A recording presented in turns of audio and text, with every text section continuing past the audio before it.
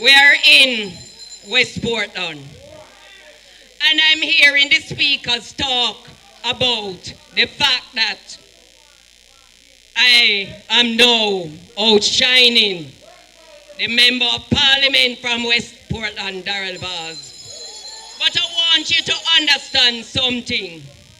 I have learned from the best.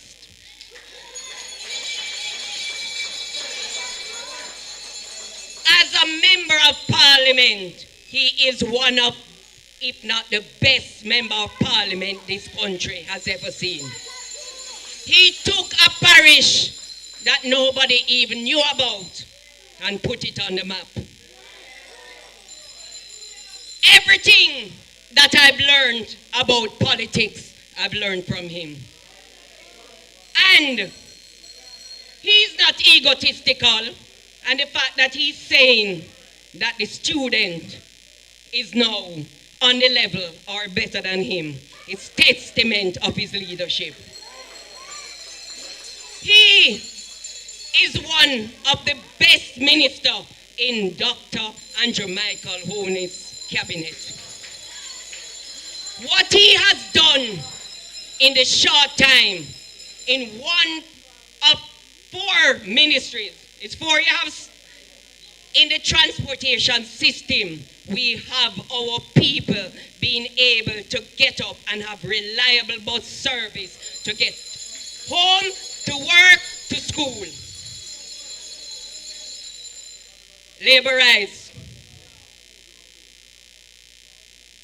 When the people of East Portland and Portland called for me, the party had no faith because it's not easy to turn over 2,000 plus votes, and especially by someone who has no political experience. And not only did I defeat the goat man, subsequent to that, in the last 6 years that I've been the Member of Parliament, 5 years as Member of Parliament coming up September, and 1 year as a caretaker, they have had 4 different representatives sent to me. We have the goat man, we have a bishop, we have one that have some kind of fame to his name, and now we have a deportee that have to be using a map to find his way around Portland. No connection except as a part of the plan by the opposition to gain power at all costs. 32 years, nobody knew that East Portland existed. 32 years, East Portland had no water, no road, no opportunity, no hope. No hope. Young people used to get their education and run out of the parish. No. This government that I am a part of has not spent millions on road, you know. They have spent billions on road in East Portland. Never in the history of East Portland that we have had so many programs to fix road. We have the REACH program. We have the Spark that is coming. We have the patching program, and the South Coast Highway is coming all the way through St. Thomas, right through Portland. Mad son! Hey, follow me now, I say you know. No. Hey, upset. See how upset, huh?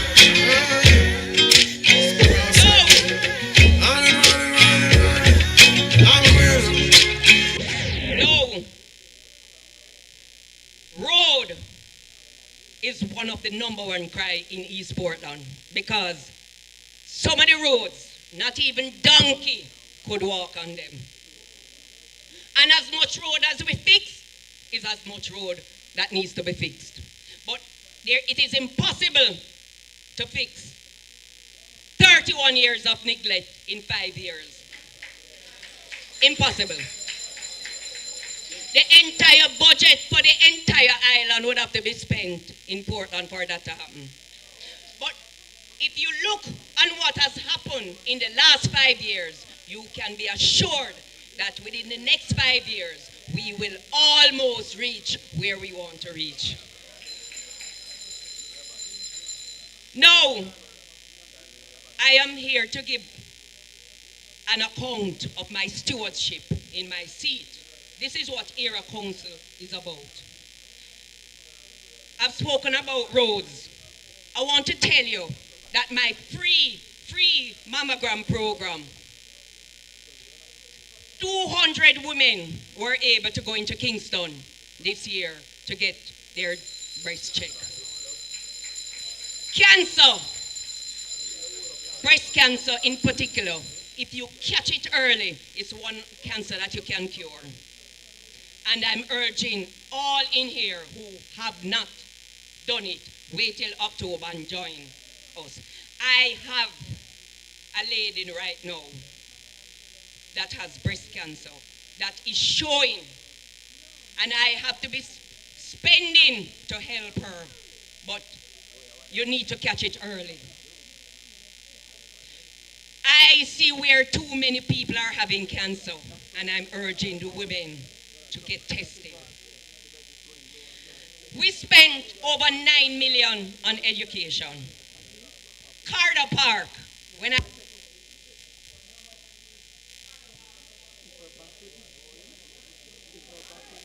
a gold pen, and today we are able to play night football with a stadium level light in East Portland.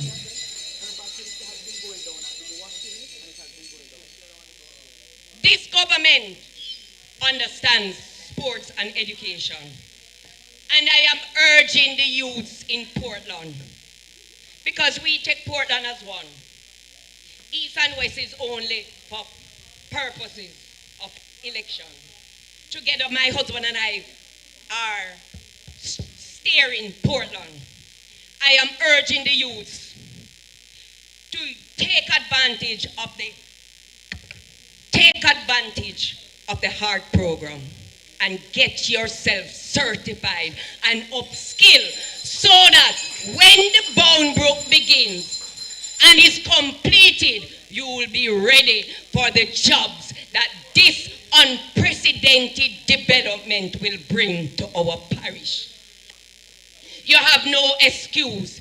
It is free up to level 4. And if you can't come to HEART, they are so interested in upskilling our workforce across the island that they are willing to come into the communities to train you in whatever you need to be trained in. A legacy of one of the greatest prime minister in this country, Edward Philip George Seago.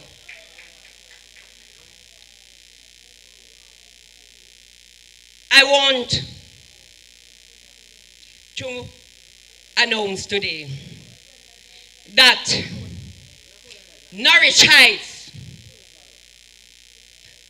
a product of the opposition failed Operation Pride, that for 30 odd years they had no roads. I want to announce today that the government has made available $80 million to begin the refurbishing of the roads in Norwich Heights.